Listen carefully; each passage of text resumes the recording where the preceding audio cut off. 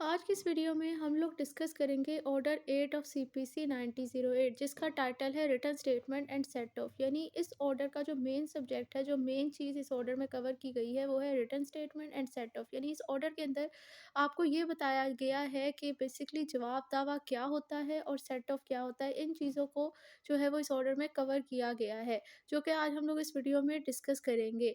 Total 13 rules जो हैं जो इस सब्जेक्ट से यानी रिटर्न स्टेटमेंट सेट ऑफ से डील करते हैं, लेकिन हम लोग ऐसा करेंगे कि हम लोग पहले रूल को कवर करने से पहले ये चीज़ समझने की कोशिश करेंगे कि इन रूल्स के अंदर बेसिकली डिस्कस क्या हुआ है, क्योंकि मेजॉरिटी टाइम स्टूडेंट क्या करते हैं, वो जस्ट बेयर एक्ट से लिटरल इंटरप्रिटेशन कर लेते हैं और ये रूल्स पढ़ के उन्हें इतना तो पता चल जाता है कि इस रूल में क्या चीज़ डिस्कस की गई है, लेकिन जो सेंस होती है कानून की, यानी जो ऑर्डर इस चीज़ के मुतल्लिक है, जैसे कि ऑर्डर 8 ये रिटर्न स्टेटमेंट से डील करता है, क्या चीज़ क्या चीज़ डिस्कस की गई है, वो ऑर्डर पढ़ने के बाद में नहीं समझ आ पाती कि ऑर्डर में बेसिकली बात किस चीज़ के बारे में हो रही थी। तो हम लोग पहले ऑर्डर 8 के अंदर जो चीज़ डिस्कस की गई है, यानी स्लाइड सा व्यू लेंगे इस ऑर्डर 8 का, और उसके बाद जब हमें वो आइडिया क्लियर हो जाएगा, देन हम लोग इसके रूल जो है वो लास्ट में वीडियो में कवर करेंगे। तो स्टार्ट करते हैं पहले। अब ऑर्डर 8 ऑफ सीपीसी जो कि रिटर्न स्टेटमेंट से डील करता है, इसको डिस्कस करने से पहले तो ज़रूरी है कि आपको पता हो कि रिटर्न स्टेटमेंट बेसिकली होती क्या है। So return statement is basically the reply of defendant to plaintiff against all the allegation which are mention raise by plaintiff in his plaint.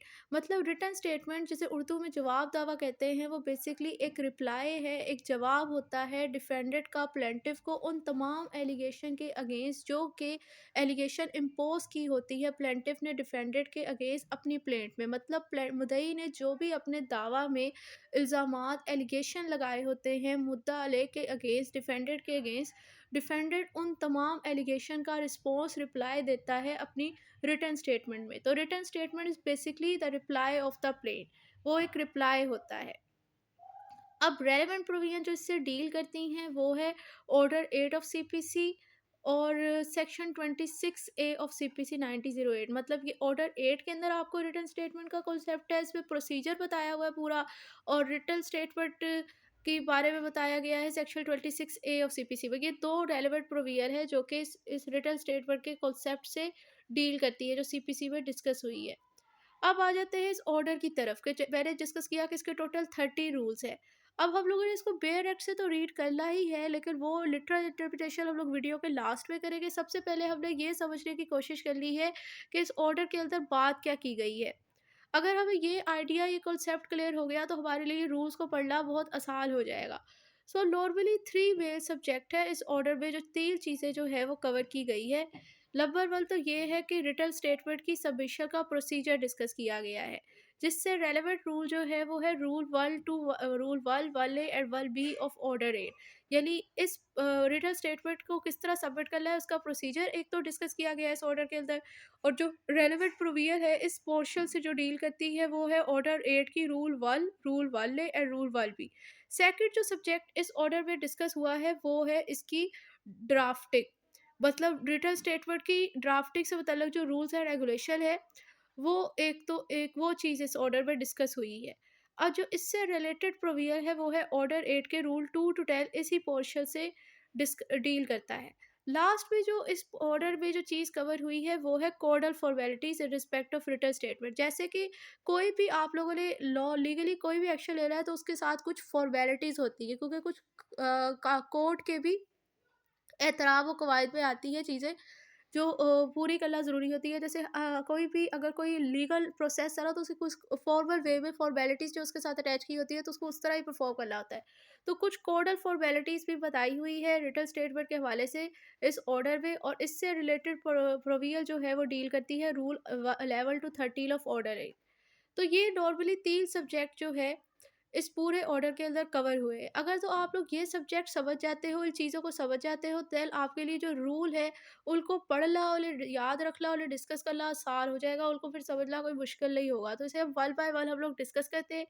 जैसे अगर हम लोग प्रोसीजर जो है वो डिस्कस डिस्कस करेंगे रिटर्न स्टेटमेंट की सबमिशन का, तो इसमें बेसिकली 3-4 चीज़ें डिस्कस हुई है कि मसलन किसने ये रिटर्न स्टेटमेंट जमा कर ली, कितने टाइम पीरियड में जमा कर ली और उसके साथ क्या कोड और फॉर्मेलिटीज़ क्या चीज़ें अटैच बंदे ने कर ली होती है रिटर्न स्टेटमेंट के साथ। फिर सेकंडली जो रिटर्न स्टेटमेंट की ड्राफ्टिंग का बारे में रूल्स एंड रेगुलेशन है ऑर्डर 8 के अंदर, उसमें बेसिकली यही चीज़ मेंशन हुई हुई है कि रिटर्न स्टेटमेंट जब आप लोगों ने ड्राफ्ट कर लिया तो उसमें क्या चीज़ होनी चाहिए, क्या नहीं होनी चाहिए, मतलब कंटेंट को डिस्कस किया गया है। लास्ट में लीगल फॉर्मेलिटीज़ और कोड ऑफ फॉर्मेलिटीज़ है कि रिटर्न स्टेटमेंट जमा करवाते हैं कौन सी लीगल कोड और फॉर्मेलिटीज़ आपने पूरी कर ली होती है। ये 3 चीज़ें ही इस ऑर्डर के अंदर कवर हुई है, इससे ज़्यादा इसमें कोई ऐसी ख़ास चीज़ डिस्कस नहीं हुई। इसको 3 पोर्शन पे डिवाइड करने का मेन मोटिव यही है कि आपको याद रखना आसान हो जाए, आपको ये पता चल जाए कि ऑर्डर रेट बेसिकली बात किस चीज़ के बारे में कर रहा है। क्योंकि इतना तो हमें पता है कि भई रिटर्न स्टेटमेंट के बारे में बात कर रहा है। अब रिटर्न स्टेटमेंट आप लोगों ने कि या तो उसकी ड्राफ्टिंग से मतलब रूल्स एंड रेगुलेशन इसमें बताए हुए, तो आपको इतना तो पता है कि भई इसमें रिटर्न स्टेटमेंट किस तरह ड्राफ्ट कर ली है, तो ये सारी चीज़ें इस ऑर्डर के अंदर डिस्कस हुई हुई है। रूल 2 टू 10 से बताता है कि किस तरह आपने ड्राफ्ट कर ली है। फिर जब आपने ड्राफ्ट कर ली है, तो उसके साथ कुछ लीगल फॉर्मेलिटीज़ है, वो भी आपको ड्राफ्टिंग के टाइम पूरी करनी होती है। तो वो रूल 11 टू 13 इसी ऑर्डर का बात करता है। अब जब ये आपकी पूरी आप लोगों ने लीगल फॉर्मेलिटीज़ के साथ और रूल्स एंड रेगुलेशन को रखते हुए अपनी रिटर्न स्टेटमेंट ड्राफ्ट कर दी, तो अब आप अपने अपने पास तो नहीं रख ले ली, आपने इसको सबमिट करना है। तो सब प्रोसीजर ऑफ सबमिशन क्या है इसका, वो रूल 1 1 ए एंड 1 बी जो है, वो ऑर्डर 8 का इस चीज़ के हवाले से डिस्कस करता है कि आपने अपनी रिटर्न स्टेटमेंट ड्राफ्ट करने के बाद सबमिट किस तरह कर ली है। तो ये 3 चीज़ें ही इस ऑर्डर के अंदर कवर हुई है। अब इसको वन बाय वन जो इसके पोर्शन है उनको हम लोग डिस्कस करेंगे, और जब ये हमें समझ आ जाएगी, हमारे कवर हो जाएगा, देन हम लास्ट में इसके बेयर एक्सेस की रीडिंग करेंगे। तो स्टार्ट करते हैं। बात अगर करें कि रिटर्न स्टेटमेंट को सबमिट करने का क्या प्रोसीजर है, मतलब जो पहला सब्जेक्ट है इस ऑर्डर का, अगर वो कवर करे procedure of submission of return statement, relevant provision जो है वो इससे क्या कौन सी है, ऑर्डर 8 का रूल 1 ए और 1 बी डील करता है। तो यहाँ पर बेसिकली ये एक सिंगल स्टेज प्रोसीजर ही है, लेकिन ये जो सिंगल स्टेज प्रोसीजर है ये 3 स्टेप प्रोसेस है। इसमें 3 स्टेप आपने एक ही सिंगल स्टेज ऑफ प्रोसीजर में फॉलो कर लेते हैं। पहला स्टेप तो यही है कि जैसे ही प्लेंटिफ ने सेक्शन 26 के तहत और ऑर्डर 4 के तहत अपनी प्लेट प्रेजेंट कर दी कोर्ट पे, यानी सूट इंस्टीट्यूट कर दिया डिफेंडेंट के अगेंस्ट, तो उस सूट के इंस्टीट्यूट करने के बाद डिफेंडेंट के ऊपर ऑब्लिगेशन है अंडर सेक्शन 26 ए और ऑर्डर 8 ऑफ सीपीसी के, उसने अपनी रिटर्न स्टेटमेंट जमा करवा ली होती है। अब ये रिटर्न स्टेटमेंट आपने सबमिट कब करवा ली है, उसके हवाले से कानून आपको 3 चॉइसेस देता है। नंबर 1 तो ये कि जो कोर्ट टाइम, नंबर 1 तो ये कि आपकी जो फर्स्ट हियरिंग है ना, मतलब जो पहली पेशी है, या तो उस टाइम आप लोग अपनी रिटर्न स्टेटमेंट सबमिट करवा दें। नंबर 2 ये, या तो फिर आप लोग फर्स्ट हियरिंग से पहले अपनी रिटर्न स्टेटमेंट जमा करवा दें। एंड नंबर 3 ये कि जो टाइम लिमिट कोर्ट आपको देता है रिटर्न स्टेटमेंट जमा करवाने के हवाले से, उस टाइम लिमिट पे आप अपनी रिटर्न स्टेटमेंट जमा करवा दें। अब इस तरह आपको ये तो पता चल गया कि जो सबमिशन का जो प्रोसेस है वो स्टार्ट किस तरह होता है। जब आपके अगेंस्ट दावा दायर हो गया, जब आपके अगेंस्ट प्लेंट आ गई, तब आप पे ऑब्लिगेशन है कि आपने रिटर्न स्टेटमेंट जमा करवानी है। रिटर्न स्टेटमेंट जमा करवाने के हवाले से डिफेंडर के पास 3 पॉसिबिलिटीज़ हैं, वो भी हम लोगों ने कवर कर ली कि इन तीनों में से किसी एक को चूज़ करते हुए उसने अपनी रिटर्न स्टेटमेंट जमा करवानी होती है। अब ये आपको पहला स्टेप क्लियर हो गया। अब यहाँ पर 2 नीड टू रिमेंबर के पॉइंट से आप लोग याद रख लेंगे। 2 इन्फॉर्मेशन जो है, वो इम्पोर्टेंट पॉइंट्स जो हैं वो आप अपने माइंड में रख लें। जैसे कि जो टाइम लिमिट आपको रिटर्न स्टेटमेंट जमा करवाने के लिए मिलता है ना, वो मैक्सिमम 30 दिन होता है। 30 दिन से ज़्यादा आपको आपका जवाब दावा जमा करवाने के लिए कोर्ट वक़्त अलाउ नहीं करती। एंड सेकंड चीज़ यहाँ पर जो इन्फॉर्मेशन याद रखने वाली वो ये है कि अगर जैसे कि रिटर्न स्टेटमेंट जमा करवाने के वाले से 3 पॉसिबिलिटी थी, या तो फर्स्ट हियरिंग पे, या फर्स्ट हियरिंग से पहले, या फिर जो कोर्ट ने टाइम दिया था उस टाइम में। अगर तो कोर्ट आपको कहती है कि भई पहली पेशी से पहले अपनी रिटर्न स्टेटमेंट जमा करवानी है, और अगर आप जमा नहीं करवा पाते, तो इस सिचुएशन के अंदर कोर्ट ये प्रिज़्यूम कर लेती है कि जो भी प्लेंटिफ ने अपनी प्लेंट में आप पर एलिगेशन लगाए थे वो आप एडमिट कर रहे हो, और जब उसने ये चीज़ प्रिज़्यूम कर ली, इसका मतलब आपको राइट ऑफ डिफेंस नहीं रहा। तो अब इस सिचुएशन के अंदर आप के पास ये राइट होता है कि आप कोर्ट को एक दरख्वास्त देते हो और कहते हो, सफिशिएंट काउज़ देते हो कि किस वजह से आप अपनी रिटर्न स्टेटमेंट नहीं जमा करवा पाए। फिर कोर्ट आपको अलाउ कर सकती है, अगर वो सैटिस्फाई हो जाती है, और देन आपको रिटर्न स्टेटमेंट जमा करवाने के लिए कह सकती है। लेकिन अब इस अगेन इस सिचुएशन में भी जब आपको जवाब दावा जमा करवाने के लिए इजाज़त मिलती है, तो वहाँ पे भी आपको सिर्फ 30 दिन का टाइम ही मिलता है। 30 दिन से ज़्यादा का टाइम आपको नहीं मिलता रिटर्न स्टेटमेंट सबमिट करने के हवाले से। सो जो पहला सब्जेक्ट है इस ऑर्डर का वो है procedure of submission of return statement, जिसमें हम लोग ये डिस्कस कर रहे हैं कि ये एक सिंगल स्टेज प्रोसीजर है लेकिन 3 स्टेप है इसमें। पहला स्टेप ये है कि आपने अपनी रिटर्न स्टेटमेंट जमा करवानी है, वो कितने टाइम पीरियड में, अब आपको इतना पता चल गया कि ये डिफेंडेंट ने करानी है और 30 दिन का टाइम पीरियड में करानी। पहला स्टेप तो हो गया कि आपने अपनी ये रिटर्न स्टेटमेंट जमा करवानी। सेकंड स्टेप ये है कि ये रिटर्न स्टेटमेंट जो आपने सबमिट करनी है, क्या सिर्फ रिटर्न स्टेटमेंट ही सबमिट कर देनी है? नहीं, उसके साथ कुछ कोडल फॉर्मेलिटीज़, कुछ लीगल फॉर्मेलिटीज़ आप पर हैं। अब वो 2 लीगल फॉर्मेलिटीज़ आप पर होती हैं जो कि इसी प्रोसीजर का सेकंड और थर्ड स्टेप है। सेकंड स्टेप ये है, पहले यहाँ पे आपको ये तो पता चल गया कि जो उसका प्रोसीजर है रिटर्न स्टेटमेंट सबमिट करवाने के हवाले से, वो किस तरह कितने टाइम लिमिट में और कब तक आपने अपनी रिटर्न स्टेटमेंट डिफेंडेंट ने सबमिट करनी होती है। अब ये जो 3 स्टेप प्रोसीजर है इसमें सेकंड और थर्ड स्टेप इसका ये है, ये बेसिकली आप पर एक तरह से डिफेंडेंट पर ऑब्लिगेशन होती है कि उसने अपनी जस्ट एक रिटर्न स्टेटमेंट ही सिंगल सबमिट नहीं करनी होती। उस रिटर्न स्टेटमेंट के साथ उसने कुछ चीज़ें भी अनेक्स्ट करनी होती है, अटैच करनी थी। नंबर 1 जो चीज़ उसने अटैच करनी है अपनी रिटर्न स्टेटमेंट के साथ, वो है list of Reliance. List of Reliance उसने लगानी होती। अब लिस्ट ऑफ रिलायंस क्या है? बेसिकली लिस्ट ऑफ रिलायंस एक लिस्ट ऑफ डॉक्यूमेंट्स होती है, और ये जो है वो प्लेंटिफ और डिफेंडेंट के लिहाज से इसके 2 सिनेरियो हैं। मतलब अगर प्लेंटिफ अपनी प्लेंट सबमिट कर रहा है तो जो उसके केस में लिस्ट ऑफ रिलायंस होगी वो उसकी वो लिस्ट ऑफ डॉक्यूमेंट होगी जिसके ऊपर जो प्लेंटिफ ने प्लेंट में रिलीफ क्लेम किया है उसका रिलीफ रिलाय कर रहा होगा। और डिफेंडेंट के केस में लिस्ट ऑफ रिलायंस ऐसी लिस्ट ऑफ डॉक्यूमेंट्स होगी जिसके ऊपर डिफेंडेंट का उसकी रिटर्न स्टेटमेंट में जो डिफेंस और सेट ऑफ का क्लेम है रिलाय कर रहा होगा। तो लिस्ट ऑफ रिलायंस बेसिकली एक ऐसी लिस्ट ऑफ डॉक्यूमेंट होती है जिसके ऊपर जो भी आपका रिलीफ आप डिमांड कर रहे हो, आया अब आप प्लेंटिफ हो या डिफेंडेड हो, वो अपनी प्लेंट में अपनी रिटर्न स्टेटमेंट में जो भी आप लोग रिलीफ क्लेम कर रहे हो, वो आपका रिलीफ जिन डॉक्यूमेंट के ऊपर बेस करता है ना, जिसकी बेस पर आपको है कि ये डॉक्यूमेंट मैं दूंगा, और इस डॉक्यूमेंट की बेस पे ये जो मैं एलिगेशन लगा रहा हूँ, क्लेम कर रहा हूँ, रिलीफ मांग रहा हूँ, बिल्कुल ट्रू है। तो वो डॉक्यूमेंट जिन पर आपका केस रिलाय कर रहा हो वो बेसिकली उसको हम लोग लिस्ट ऑफ रिलायंस कहते हैं। तो आई होप ये लिस्ट ऑफ रिलायंस का कॉन्सेप्ट आपको समझ आ गया होगा। अब लिस्ट ऑफ रिलायंस की अगर हम बात करें, तो ये लिस्ट ऑफ डॉक्यूमेंट है जिस पर आपका रिलीफ क्लेम कर रहा है, लेकिन ये डॉक्यूमेंट्स जो हैं इसके हवाले से 2 पॉसिबिलिटीज़ हो सकती हैं, क्योंकि हो सकता है कि डॉक्यूमेंट्स जिन पर आपका रिलीफ क्लेम कर रहा है, हो सकता है जिस टाइम आप ये रिलीफ क्लेम कर रहे हो उस टाइम वो आपकी पोसेशन में हो या वो आपकी पोसेशन में ना हो। तो इस पोसेशन में होना या ना होना की बेस पर 2 पर्सपेक्टिव अराइज होते हैं। नंबर 1 तो ये कि अगर तो ये आपकी पोसेशन में थे, तो उस टाइम जिस टाइम आप लोग अपनी रिटर्न स्टेटमेंट जमा करवा रहे हो, उस टाइम आपने अपनी रिटर्न स्टेटमेंट के साथ इनकी उन डॉक्यूमेंट्स की जिन पर आपका रिलीफ रिलाय कर रहा है वो आपने प्रोड्यूस भी करने हैं कोर्ट में, उनकी कॉपी यानी कि, और साथ लिस्ट ऑफ रिलायंस भी लगानी है जिसमें इन डॉक्यूमेंट्स का आपने को मेंशन भी कर देना है। यानी कि जिस टाइम अगर आपका जिन डॉक्यूमेंट्स पे रिलीफ लाइक कर रहा है और वो आपकी पोसेशन पावर में भी हैं, तो अब आप रिटर्न स्टेटमेंट जमा करवाते हुए लिस्ट ऑफ रिलायंस भी लगाओगे, इन डॉक्यूमेंट्स का उस लिस्ट ऑफ रिलायंस में हवाला भी दोगे और इनकी कॉपी भी कोर्ट में प्रोड्यूस करोगे। लेकिन दूसरा सिनेरियो ये है कि अगर ये डॉक्यूमेंट आपकी पोसेशन पावर में नहीं है जिस टाइम आप लोग रिटर्न स्टेटमेंट सबमिट कर रहे हैं, तो उस टाइम आप जाहिर सी बात है आप इनको कोर्ट में प्रोड्यूस तो नहीं कर सकते रिटर्न स्टेटमेंट जमा करते वक्त। तो उस टाइम आप रिटर्न स्टेटमेंट के साथ लिस्ट ऑफ रिलायंस लगाते हो और उसमें आप लोग ये हवाला दे देते हो कि ये डॉक्यूमेंट है जिन पर मेरा रिलीफ लाया करता है और ये फलां बंदे की पोसेशन में, अगर आपको पता है तो ये चीज़ आपने मेंशन कर देनी है। अब यहाँ पर भी एक इन्फॉर्मेशन है जो कि नीड टू रिमेंबर के पॉइंट से आप अपने माइंड में ये रख लें या लिख लें कहीं, कि अगर डिफेंडेंट ने जो कि ये अपनी लिस्ट ऑफ रिलायंस अपनी रिटर्न स्टेटमेंट के साथ ही सबमिट करनी होती है, अगर वो सबमिट नहीं करता तो कोर्ट जो है वो उसे 10 दिन का टाइम पीरियड देती है कि आप अपनी ये लिस्ट ऑफ रिलायंस जमा करवा दें।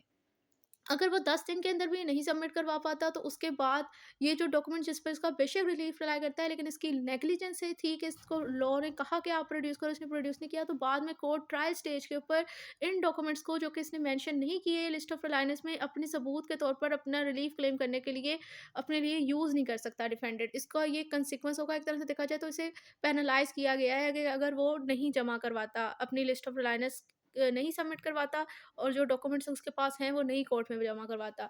अब ये जो चीज़ है ना, ये जो जनरल रूल है कि अगर आप नहीं सबमिट करवाते जिन पर आप रिलाय कर रहे हो वो डॉक्यूमेंट, कोर्ट के अंदर लिस्ट ऑफ रिलायंस नहीं देते, तो वो फिर बाद में आप अपने लिए एविडेंस स्टेज पे, ट्रायल स्टेज पे उन डॉक्यूमेंट्स को यूज़ नहीं कर सकते कि 2 डॉक्यूमेंट्स के ऊपर इम्प्लीमेंट नहीं होता ये जनरल रूल। नंबर 1 तो वो डॉक्यूमेंट जो कि प्लेंटिफ के विटनेस की क्रॉस एग्ज़ामिनेशन के लिए आप यूज़ करते हो, या फिर वो डॉक्यूमेंट जो कि आप किसी भी विटनेस की मेमोरी को रिफ्रेश करने के लिए उसे देते हो। सो इसका मतलब ये हुआ कि अगर ये वाले डॉक्यूमेंट्स हम ना भी अपनी लिस्ट ऑफ रिलायंस में ऐड करें, तो इनको हम लोग लेटर स्टेज पे ऐप रिड्यूस कर सकते हैं, क्योंकि इनको लिस्ट ऑफ रिलायंस में इन 2 डॉक्यूमेंट्स को मेंशन करने की ज़रूरत नहीं होती।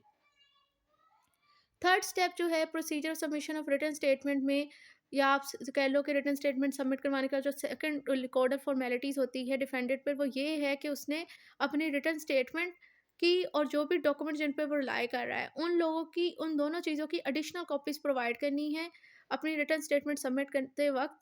और ये एडिशनल कॉपीज़ उसने किस हिसाब से प्रोवाइड करनी है, मतलब जितने नंबर ऑफ प्लेंटिव केस के अंदर हैं उस हिसाब से। मतलब जिस तरह प्लेंटिफ के ऊपर ऑब्लिगेशन थी कि जिस टाइम उसने प्लेंट सबमिट करनी है, तो उसके साथ जो डॉक्यूमेंट्स, मतलब उसकी जो लिस्ट ऑफ रिलायंस है वो डिफेंडेड के नंबर के हिसाब से उसने उन डॉक्यूमेंट्स की और प्लेंट की उतनी कॉपीज प्रोवाइड करनी थी। इसी तरह डिफेंडेड ने भी अपनी रिटन स्टेटमेंट की और इन डॉक्यूमेंट्स पे जिन पर वो रिलाई कर रहा है नंबर ऑफ प्लेंटिफ के हिसाब से उतनी ही कॉपीज प्रोवाइड करनी है। सो अब आपको ये चीज़ तो क्लियर हो गई, जो तीन सब्जेक्ट हैं इस ऑर्डर के, जिसमें जो पहला सब्जेक्ट हम कवर कर रहे हैं कि रिटन स्टेटमेंट को सबमिट करने का प्रोसीजर, मतलब किस तरह रिटन स्टेटमेंट सबमिट की जाएगी, उसका प्रोसीजर हम लोगों ने समझने की कोशिश की है, जिसमें मैंने कहा कि ये फर्स्ट सिंगल स्टेज प्रोसीजर है, लेकिन इसमें 3 स्टेप फॉलो किए जाते हैं। मतलब मिसाल के तौर पर सबसे पहले तो आपने अपनी रिटन स्टेटमेंट जमा करवानी है। जैसे ही आपके अगेंस्ट दावा दायर कर दिया जाता है, प्लेंटिफ की तरफ से प्लेंट आ गई, 30 दिन के अंदर आपने अपनी रिटन स्टेटमेंट जमा करवानी है। उस रिटन स्टेटमेंट को सबमिट करने के साथ आपने जिन डॉक्यूमेंट्स पर आपका रिलीफ रिलाई कर रहा है वो लिस्ट ऑफ रिलायंस भी लगानी है, और उस लिस्ट ऑफ रिलायंस के साथ जितने नंबर ऑफ प्लेंटिफ है केस के अंदर, उसके उतने उस हिसाब से आपने अपनी लिस्ट ऑफ रिलायंस के डॉक्यूमेंट्स की कॉपी और अपनी रिटर्न स्टेटमेंट की कॉपीज़ प्रोवाइड करनी है। तो ये आपका रिटर्न स्टेटमेंट को सबमिट करने का प्रोसीजर है, जो कि ऑर्डर 8 के फर्स्ट 3 रूल यानी रूल 1, 1A और 1B के अंदर कवर किया गया है। अगर तो आपको ये समझ आ गया है, देन अब जब हम लोग रीड करेंगे बेयर एक्ट से, तो फिर वहाँ पर कोई चीज़ एक्स्ट्रा लिखी और हुई है ही नहीं। यही सारी चीज़ें हैं जो मैंने अपनी तरफ से एक समराइज़ सूरत में कर आपको समझाने की कोशिश की। नेक्स्ट अब हम लोग इसके सेकंड सब्जेक्ट की तरफ चलते हैं, जो इस ऑर्डर में कवर हुआ है, जो कि इम्पोर्टेंट भी है, कि जो रिटन स्टेटमेंट की ड्राफ्टिंग से मुतल्लिक रूल्स एंड रेगुलेशन डिस्कस हुए हैं।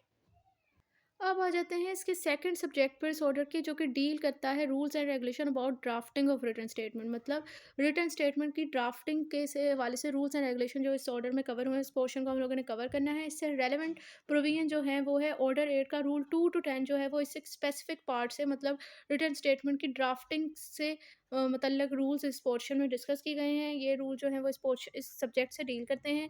अब रिटन स्टेटमेंट की ड्राफ्टिंग जब भी हम लोग देखते हैं, अगर आपने कभी कोई जवाब दावा देखा हो, या अगर नहीं भी देखा, तो आप गूगल पर जाकर रिटन स्टेटमेंट ड्राफ्टिंग पे क्लिक करें और उसके बाद इमेजेस को सिलेक्ट करें, तो आपके सामने बहुत ज़्यादा जवाब दावा आ जाएंगे, उर्दू में भी आ जाएंगे, इंग्लिश में भी आ जाएंगे। तो वहाँ पर अगर आप जाकर चेक करें, और हो सकता है अगर आपने देखा हो, तो हम नॉर्मली जवाब दावा में देखते हैं तो उसके दो मेजर पार्ट होते हैं। प्लेंट की तरह वेरिफिकेशन और प्रेयर क्लाउज तो उसमें भी होती ही है, लेकिन रिटन स्टेटमेंट के दो मेजर पोर्शन होते हैं। नंबर 1 पोर्शन इसका होता है प्रीलिमिनरी ऑब्जेक्शन, और दूसरा पोर्शन होता है ऑन फैक्ट्स यानी रिप्लाई।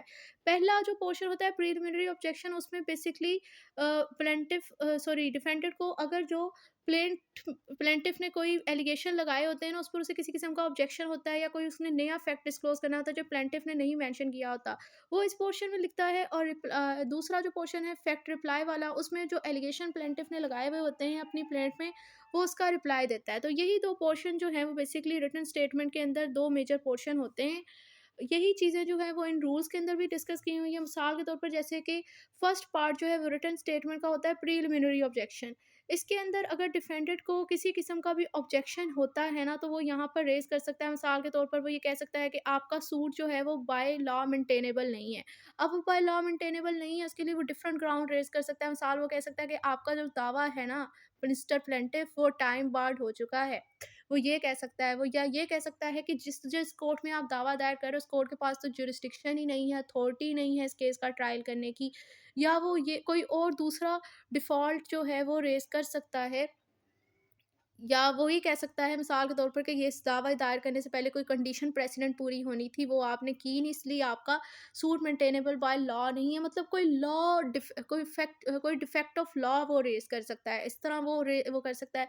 या वो कह सकता है कि ट्रांज़ैक्शन जो वॉइड और वॉइडेबल बाय लॉ है, मतलब जिस चीज़ का भी आप क्लेम कर रहे हैं, वो मतलब कोई भी उसका ऑब्जेक्शन जो है वो प्रिलिमिनरी ऑब्जेक्शन वाले पोर्शन में रिटन स्टेटमेंट के वो यहाँ पर एक तो ये ऑब्जेक्शन रेज़ कर सकता है। सेकंड ये है कि कोई ऐसा फैक्ट जो कि प्लेंटिफ ने रेज़ नहीं किया अपनी प्लेंट के अंदर, तो वो इस फैक्ट को रेज़ कर सकता है। जैसे कोई स्पेसिफिक परफॉर्मेंस का मैटर है, कोई फ्रॉड है, मिसरिप्रेजेंटेशन है, कोई ऐसी चीज़ या फिर सेट ऑफ का चीज़ कि प्लेंटिफ उससे दावा कर रहा है कि मैंने आपसे इतने पैसे लेने हैं। वो कहता है ठीक है, अपने तो तुमने डिस्कस कर दिया कि तुमने मुझसे इतनी अमाउंट रिकवर करनी है, तो अपना भूल गए कि मैंने भी तुमसे इतनी अमाउंट रिकवर करनी है। वो सेट ऑफ का न्यू फैक्ट रेज़ कर सकता है अपनी रिटन स्टेटमेंट के अंदर।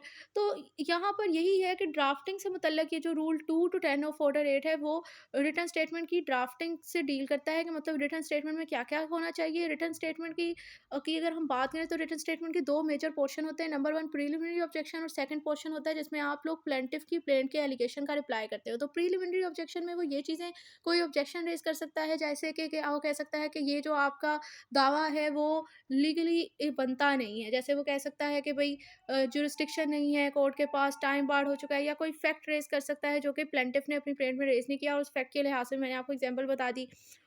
लॉ बाय लॉ मेंटेनेबल नहीं है, उसके हिसाब से एग्ज़ाम्पल बता दी। तो ये आई होप ये सिचुएशन क्लियर हो गई होगी। अब नेक्स्ट है अब यहाँ पर जो दूसरा पोर्शन है उस चीज़ को कवर करने से पहले ज़रा, अब जैसे कि मैंने यहाँ पर एक सेट ऑफ का पॉइंट रेज़ किया है, तो अब आपको ये भी पता होना चाहिए कि भई सेट ऑफ क्या होती है और सेट ऑफ का दावा करने के लिए आपको क्या कंडीशन पूरी करने की ज़रूरत होती है, ये भी साथ ही डिस्कस कर लेते हैं। वैसे तो ये ऑर्डर 8 के रूल 6 के अंदर ये आएगी, लेकिन इसको पहले ही यहाँ पर ही कवर कर लेते हैं, तो वहाँ पर हमें फिर मुश्किल नहीं होगी। एंड सेकंडली ये कि ये जो ऑब्जेक्शन रेज़ आप लोग कर रहे हो ना, या कोई न्यू फैक्ट आप लोग रेज़ कर रहे हो, उसके पीछे एक लॉजिक है। ऐसा डिफेंडेंट ऐसे ही नहीं कर देता बेफिज़ूल में, उसके पीछे एक लॉजिक होता है। वो लॉजिक ये है कि अगर जब ट्रायल स्टेज हो और उस टाइम अगर डिफेंडेंट कोई नया फैक्ट रेज़ करेगा या कोई न्यू एलिगेशन लगाता है जो कि प्लेंटिफ को नहीं पता होगा, तो वो उसके लिए एक सरप्राइजिंग सिचुएशन बन जाएगी। इसीलिए ही उसे रिटन स्टेटमेंट में उसको राइट दिया गया है डिफेंडेंट को कि अगर कोई एलिगेशन है इसके पास, कोई ऑब्जेक्शन है इसका उसकी प्लेंट के हवाले से, कोई नया फैक्ट इसको लगता है कि रेज़ होता है उन दोनों के दरमियान, तो वो चीज़ अपनी रिटन स्टेटमेंट के अंदर ही बता दे। अब आ जाते हैं कि भई ये जो सेट ऑफ का न्यू फैक्ट को रेज़ करा है, तो सेट ऑफ क्या होता है और आप सेट ऑफ को कब क्लेम कर सकते हो, मतलब उसके लिए क्या रिक्वायरमेंट आपको पूरी करने की ज़रूरत है। तो सेट ऑफ का बेसिकली ये दावा होता है जब एक पर्सन आपसे कोई पैसों की रिकवरी का दावा कर रहा होता है और आपका भी उसके अगेंस्ट जो है वो पैसों की रिकवरी का ही कोई एलिगेशन बनता है, तो अब आप भी अगर उसके क्लेम पर काउंटर क्लेम कर दो, मतलब मनी क्लेम पर काउंटर क्लेम ऑफ मनी कर दिया जाए, तो वो सेट ऑफ होता है। अब जो सेट ऑफ का दावा जो है वो आप कब कर सकते हो, क्या रिक्वायरमेंट पूरी होनी ज़रूरी है? तो सेट ऑफ का क्लेम करने के लिए ना नॉर्मली 5 रिक्वायरमेंट का पूरा होना ज़रूरी होता है। नंबर 1 तो ये कि आपका क्लेम पैसों से मुतल्लक ही होना चाहिए। सेकंडली ये कि आप लीगली एंटाइटल हो उस अमाउंट को रिकवर करने के लिए। थर्ड ये कि ये जो आप दावा दायर कर रहे हो वो कोर्ट की पिक्यूनरी लिमिट ऑफ जुरिसडिक्शन से एक्सीड ना कर रहा हो। और फोर्थ ये कि आप दोनों पार्टीज़ का सेम करैक्टर हो। मतलब वो भी जब पहला दावा है उसमें प्रिंसिपल आप डेब्टर और क्रेडिटर हो, तो दूसरे दावे के अंदर भी आप डेब्टर और क्रेडिटर सेम स्टेटस में ही हो। नंबर 5 जो सेट ऑफ का क्लेम करने के लिए रिक्वायरमेंट पूरी होनी ज़रूरी है कि ये आपने first hearing of the suit के ऊपर उठाना है ये दावा। ये नहीं कि एविडेंस भी रिकॉर्ड हो गया, कोर्ट का फैसला आने वाला है, एकदम आप कहते हैं कि मुझसे कोर्ट हमारा भी इससे हम इसने इतने मैंने भी इससे पैसे लेने हैं, तो कोर्ट कहेगी भाई पहले आप सोए हुए थे। मतलब first hearing of the suit पर ही आपने अपना ये सेट ऑफ का क्लेम रेज करना है, बाद में नहीं आप रेज कर सकते। अब ये आपको इतना तो पता चल गया कि ये जो 2 पोर्शन है रिटन स्टेटमेंट के ड्राफ्ट करते हुए इसमें क्या-क्या चीज़ें होनी नहीं, अभी दूसरा पोर्शन हम लोगों ने नहीं डिस्कस किया। दूसरा पोर्शन अभी हमने नहीं डिस्कस किया, पहला पोर्शन ही हम लोगों ने किया है कि इसमें प्रीलिमिनरी ऑब्जेक्शन है और इसमें क्या-क्या होना चाहिए। अब नेक्स्ट जो रिटन स्टेटमेंट का ड्राफ्टिंग में जो दूसरा पार्ट होता है, वो होता है रिप्लाई पोर्शन। मतलब जो प्लेंटिफ ने उस पर एलिगेशन लगाए हैं, उसका उसने रिप्लाई देना होता है। अब जब रिप्लाई की बात करें तो रिप्लाई जो है वो 2 हवाले से हो सकता है। या तो आप उस एलिगेशन को एडमिट कर लो या फिर आप उस एलिगेशन को डिनाई कर दो। जैसे कि हम लोग देखते भी हैं, अगर आपने रिटन स्टेटमेंट देखी हो कहीं, तो वहाँ पर लिखा होता है रिप्लाई पोर्शन में कि partially admitted, deny, partially denied and admitted and denied, इस तरह हम एलिगेशन का रिप्लाई दे रहे होते हैं। तो अगर तो आप लोग एडमिट कर लो या पार्शली एडमिट कर लो, इसका मतलब कि कोई डिस्प्यूट है ही नहीं। डिस्प्यूट नहीं है तो इशू फ्रेम होने की ज़रूरत नहीं है। इशू फ्रेम नहीं होगा तो इसका मतलब उस फैक्ट के ऊपर ट्रायल भी करने की ज़रूरत नहीं, क्योंकि वो तो एडमिटेड है। और एडमिटेड फैक्ट्स को प्रूव करने की ज़रूरत नहीं होती। आर्टिकल 113 ऑफ कानून शहादत इस चीज़ से डील करता है। I think so article 111 to 113 में से कोई एक आर्टिकल है। 111 या 113 है, ये आप देख लें बुक से, मुझे इतना याद नहीं, लेकिन 111 टू 113 यही इनमें से कोई एक आर्टिकल है कि जहाँ पर बताया गया है कानूनी शहादत में कि एडमिटेड फैक्ट्स को साबित करने की ज़रूरत नहीं। तो सेम है कि अगर रिटन स्टेटमेंट में वो उसका जब एलिगेशन प्लेंटिफ की प्लेंट की एलिगेशन का जवाब दे रहा है डिफेंडेड अपनी रिटन स्टेटमेंट में, और अगर वो किसी फैक्ट को एडमिट कर लेता है, तो इसका मतलब ये तो उसे तो साबित करने की ज़रूरत ही नहीं है, उसको तो ट्रायल की ज़रूरत ही नहीं है। मसला यहाँ आता है कि अगर वो रिप्लाई देता है पार्शियली डिनाई या डिनाई की सूरत में वो डिनाई कर देता है, तो इसका मतलब उसने डिनाई किया, इशू रेज हुआ तो फ्रेमिंग ऑफ इशू होगी और फिर ट्रायल में उसको होगा। अब ये जो डिनाइल है वो बेसिकली इस ऑर्डर 8 के जो रेलेवेंट रूल्स हैं, यानी रूल 2 टू 10, उसमें ये चीज़ बताई गई है कि ये डिनाई की किस तरह होना चाहिए, इस डिनाई की क्या नेचर होनी चाहिए। तो नेचर अगर हम डिनाई की देखें ना, तो इस डिनाई जो है वो स्पेसिफिक होना चाहिए, ना ये एवेसिव होना चाहिए, ना ही जनरली होना चाहिए। अब स्पेसिफिक और एवेसिव और जनरल, यहाँ पर 3 टर्मिनोलॉजीज़ यूज़ हुई हैं, बेसिकली एक दूसरे से डिफरेंशिएट किस तरह कर रही है। स्पेसिफिक ये है कि मिसाल के तौर पर उसने आप पर ये दावा किया कि इसने ये पार्ट परफॉर्म करना था, पर इसने ये पार्ट परफॉर्म नहीं किया, इसलिए इसने मुझे डैमेजेस देने, कंपनसेशन देनी, इसने मुझे अपना ये पार्ट कॉन्ट्रैक्ट परफॉर्म करे। अब अगर आप ये इस चीज़ को डिनाई कर रहे हो, तो आप लोगों ने इसका एक एक एलिगेशन का स्पेसिफिकली जो जो उसने आप पर एलिगेशन लगाया ना, मिसाल के तौर पर उसने आपने कहा कि इसने मेरे साथ फ्रॉड किया, इस तरह कमिट किया, तो आपने उस सारी सिनेरियो को जो जो एलिगेशन है उस एक एक एलिगेशन को स्पेसिफिकली तौर पर जवाब देना है। एक एक सिंगल एलिगेशन का सिंगल सिंगल आपने स्पेसिफिकली उसको रिप्लाई देना है। आपने इस तरह नहीं करना कि आप उसके पूरे दावे का एक ही डिनाई में इस तरह कर दो कि जिसका जो है मुद्दई का सारा दावा झूठ पर मबनी है और इसमें कोई सदाकत नहीं है। आप अगर इस तरह कह दो तो वो क्या होगा, वो एक जनरल डिनाई होगा। वो आप पर अलग-अलग वो आप पर मेहनत के साथ एलिगेशन लगा रहा है, स्पेसिफिकली बता रहा है कि कोड को हाइलाइट कर रहा है। जैसे हम लोग पढ़ते हैं तो हम लोग कुछ की पॉइंट्स हाइलाइट नहीं कर लेते, तो जिस तरह वो हाइलाइट कर रहा है कोड को, स्पेसिफिकली आपको अलैज कर रहा है कि ये मेरा इससे क्लेम बनता है। आप सिर्फ सिंपली इस तरह कह दो डम हो के भई कोई नहीं बनता इसका, मेरे ऊपर कोई भी दावा, झूठा है इसका दावा, तो वो एक जनरल डिनाई होगा, और जनरल डिनाई को कोर्ट नहीं मानती, वो उसको एडमिशन के तौर पर मान लेती है। तो आपका नुकसान हो जाएगा। मतलब आपने जनरली डिनाई नहीं करना, आपने स्पेसिफिकली डिनाई करना है। आपने कहना है कि भाई इसका कोई पार्ट परफॉर्मेंस नहीं बनती, इससे पहले ये कंडीशन पूरी होना ज़रूरी थी, इसने वो पूरी नहीं की। या फिर आप ये कह सकते हो कि मैंने अपना पार्ट परफॉर्म किया हुआ है, इसने नहीं अपना परफॉर्म किया। आपने स्पेसिफिकली डिनाई करना है। डैमेजेस कंपनसेशन का भी आपने कहना अलग अलग ही बताना है कि इतने डैमेजेस नहीं बनते, इतने कंपनसेशन, मतलब स्पेसिफिकली आपने डिनाई करना है। और नॉन एवेसिव का मतलब ये होता है कि आपने एम्बिग्विटी वाला डिनाई नहीं करना, मतलब जो आपसे पूछा जा रहा है आपने उसी चीज़ का डिनाई करना है। एक एम्बिगुअस सिचुएशन आपने क्लियर नहीं करनी, क्योंकि एम्बिग्विटी होगी तो उस कोर्ट को पता नहीं चल पाएगा और आपके अपनी अगेंस्ट जाएगा ये केस। तो इसलिए अगर आपने डिनाई करना है, जो भी आप पर एलिगेशन है वो आपने स्पेसिफिक करना है, नॉट एवेसिव और जनरली फॉर्म में नहीं करना। अब ये तो हमारे पास ड्राफ्टिंग, हमें ये पता चल गया कि रिटन स्टेटमेंट को ड्राफ्ट करते हुए इसके 2 पोर्शन हैं, प्रीलिमिनरी ऑब्जेक्शन और रिप्लाई। इस पोर्शन के अंदर हम लोगों ने किस तरह क्या लिखना है, मतलब डिनाई किस तरह करना है, और प्रीलिमिनरी ऑब्जेक्शन पोर्शन में हम लोगों ने क्या करना है, ये चीज़ें आपको क्लियर हो गई। अब यहाँ पर ये फैक्ट रेज़ होता है कि हो सकता है कि जो आपका ये जितने भी फैक्ट्स हैं, जो सेट ऑफ का है या कोई दूसरे जो है वो डिफरेंट ग्राउंड्स के ऊपर बेस कर रहे होंगे, तो उनको आप लोगों ने स्पेसिफिकली मेंशन करना होता है। एंड थर्ड ये कि अगर आप अपनी प्लीडिंग कर देते हो और उसके बाद कोई नया फैक्ट रेज़ आ जाता है, तो सब्सिक्वेंट प्लीडिंग का भी आपके पास राइट है, पर कोर्ट की परमिशन के साथ आपने ये करना होता है। इसके जो 3 सब्जेक्ट थे इस ऑर्डर के, नंबर 1 सब्जेक्ट था कि रिटन स्टेटमेंट किस तरह सबमिट करनी है, वो भी आपको क्लियर हो गया है। और सेकंड पोर्शन ये है कि इस रिटन स्टेटमेंट की ड्राफ्टिंग किस तरह करनी है, वो रूल्स भी हम लोगों ने कवर कर लिए कि इसमें रूल 2 टू 10 डील करते हैं। ये पोर्शन भी आई होप क्लियर हो गया होगा। लास्ट पोर्शन जो है वो सिंपल सा है इसका, कि क्या कोडल फॉर्मेलिटीज़ आपने पूरी करनी है जब आप लोग अपनी रिटन स्टेटमेंट सबमिट कर रहे होते हो। जो कोड ऑफ फॉर्मेलिटीज़ हैं लास्ट में, जो रिटन स्टेटमेंट को सबमिट करने के वाले से उससे रेलेवेंट रूल 11 टू 13 है। 2 ही कोड ऑफ फॉर्मेलिटी है यहाँ पे। नंबर 1 तो ये कि आपने अपना एड्रेस प्रोवाइड करना है, ताकि ये जो सर्विसेज समन और नोटिस हैं वो आपको मिले, और ये इन नोट सर्विसेज के इशू होने से पहले आपने अपना एड्रेस प्रोवाइड करना होता है। ये हर पार्टी ऑफ द सूट ने प्रोवाइड करना है। अब वो पार्टी जो है वो ओरिजिनल भी हो सकती है, सब्स्टिट्यूटेड और एडिट हो सकती है। ओरिजिनल से मुराद यही जो दावा दायर कर रही है। एड ये कि जैसे कोर्ट जो है वो ऑर्डर 1 रूल 10 के तहत जिस पार्टी को कुछ उसको लगता है कि पार्टी ऑफ द सूट होना चाहिए, ऐड कर दिया, या सब्स्टिट्यूट भी ऑर्डर 1 रूल 10 के तहत ही अगर कोई कोर्ट किसी पार्टी को सब्स्टिट्यूट कर देती है कि अब ये पार्टी नहीं, ये पार्टी केस को लीड करेगी। तो ये पार्टीज़ जो भी है, वो चाहे पार्टी जिस तरह भी हो, आया वो ओरिजिनल हो और सब्स्टिट्यूटेड हो, एडिट हो, उस पर ऑब्लिगेशन है कि उसने ना अपना एड्रेस प्रोवाइड करना है।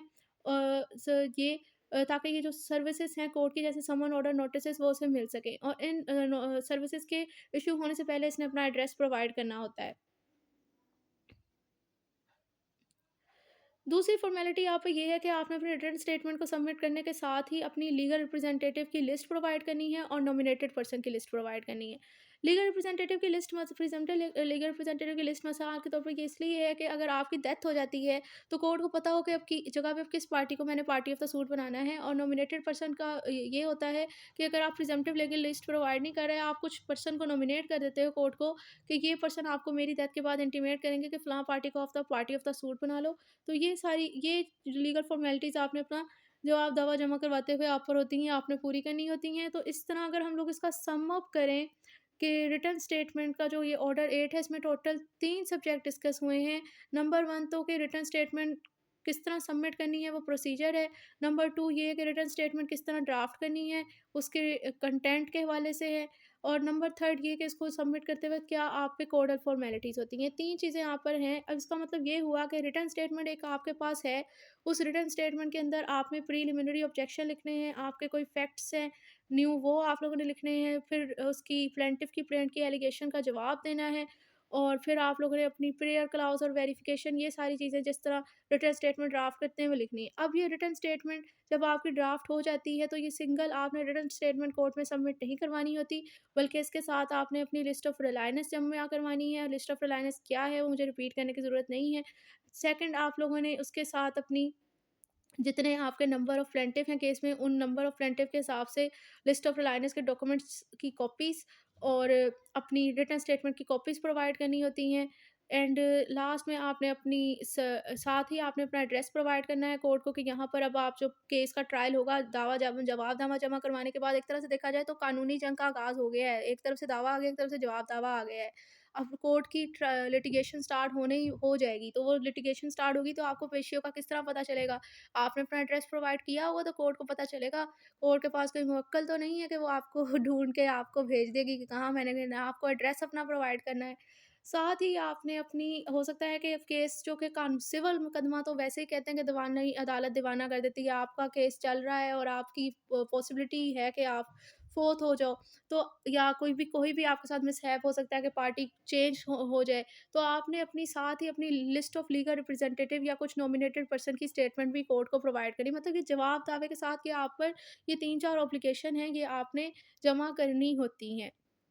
तो ये सारा क्रक्स था इस ऑर्डर 8 का। इसके ऑर्डर 8 के अंदर ये चीज़ें डिस्कस की हुई थी। अगर तो मैंने अपनी तरफ से इनको पार्ट्स में इसीलिए कवर किया कि आपको अच्छे से समझ आ जाए। अगर तो आपको ये समझ आ गया है ना, ये सारा ये तीनों सब्जेक्ट इसके इस ऑर्डर, क्योंकि इस ऑर्डर में यही 3 मेन चीज़ें डिस्कस हुई थी। तो अब आपके लिए ऑर्डर 8 को पढ़ना बिल्कुल भी मुश्किल नहीं है। जब हम इसको बेयर एक्ट से रीड करेंगे तो वहाँ पर अब कोई चीज़ एक्स्ट्रा रह ही नहीं गई जो कि अब ना कवर की हुई हो। तो अगर कोई होगा कोई पोर्शन तो उसे डिस्कस कर लेंगे। तो अब हम जाते हैं बेयर एक्ट की तरफ।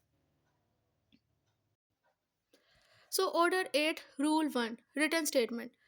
Rule 1 state that the defendant may, and if so required by the court, shall at or before the first hearing or within such time as the court may permit, present a written statement of his defense. So कह रहे defendant की मैंने कहा था ना कि उसके पास written statement जमा करवाने के बाद से 3 ऑप्शन है, तभी यहाँ पर मे का वर्ड लिखा हुआ है कि उसकी चॉइस है। डिफेंडेंट के पास है कि जो अगर कोर्ट से रिक्वायर्ड करेगी तो उसने पहली पेशी पे या उस टाइम लिमिट पे